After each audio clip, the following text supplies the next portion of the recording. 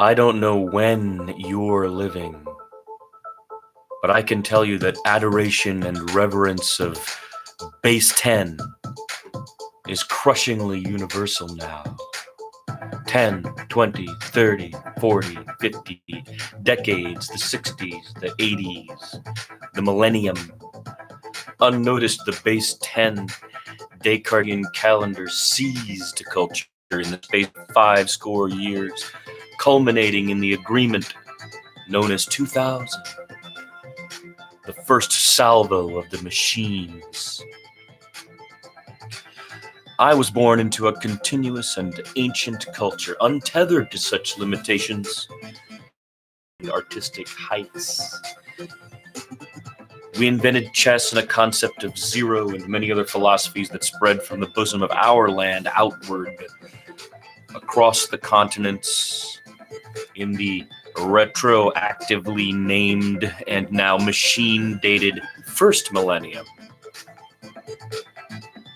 We believe in reincarnation, and so I speak to you as a man who straddles the millennia. My memory and connection to the past is at least equal to yours, and liberated, and I have had no master. Who knows what our culture would have blossomed into had we not been brutally interrupted by the Europeans in their savage centuries of using ships to travel everywhere and subjugate everyone else in the name of a civilization. A civilization we found and still find crass, physical, short-sighted, arrogant, and ignorant. They learned quick, though, and were great at taking credit for others' thoughts and ideas by dehumanizing them. For, among other things, the unwillingness to debase oneself to damaging another for one's own gain. They called them animals for that, for the unwillingness to do that. So let us do rewind and acknowledge that violently and abruptly amidst the history of all mankind, okay, because I'm straddling millennia here, in the exact middle of the Europeans' second millennium, right, in the middle of their second millennium, and for 5 centuries, they administered this vicious, dehumanizing, racist projection upon the world,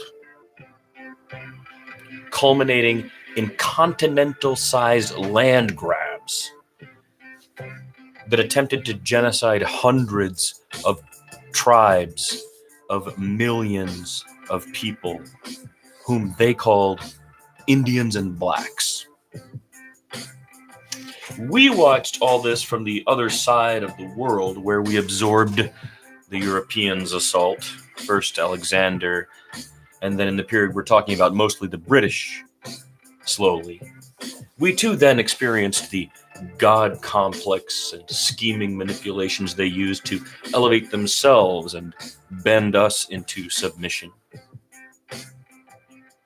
Thus, as I was born into this form in 1967, and as their second millennium was coming to a close and a so-called post-colonial era was granted, right, by their philosophy, my people were also in that last part of the 20th century, also among the hundreds of millions that shook off the yoke of their subjugation.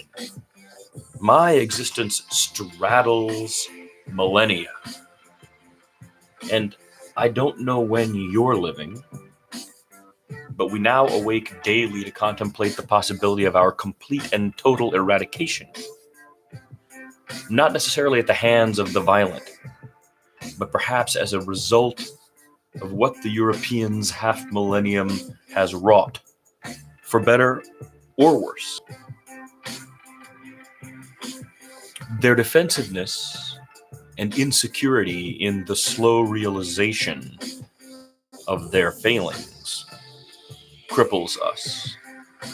It awakens flash anger and violent explosions that have devastating effects upon hundreds of thousands of families and innocents. It maintains white supremacy and racial dominance.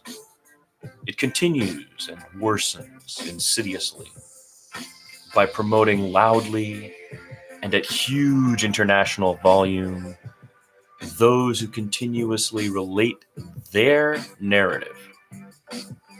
It quietly silences those telling parallel history by eliminating them from the formal base 10 digital record and making them unpopular by any means necessary. This means in some cases making the truth unpopular by any means necessary and substituting a social truth for the real truth by any means necessary. They have not yet fully seen how what they have done was wrong, nor apologized, nor shown remorse, nor begged forgiveness, nor sought to restore what was. Instead, they have created their own history that labels these millennia, establishes the calendar, and when the day begins and ends, and uses globalist terms for engagements that are ferociously capitalist, in which money is the almighty and war for resources is perpetual. On the clock we live under at the dawn of their third millennium, they drive the engine of our world madly forward at an increasingly unsustainable pace.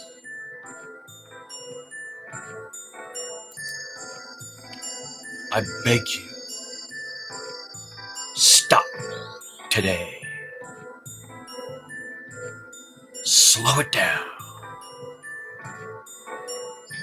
Think for yourself. Breathe.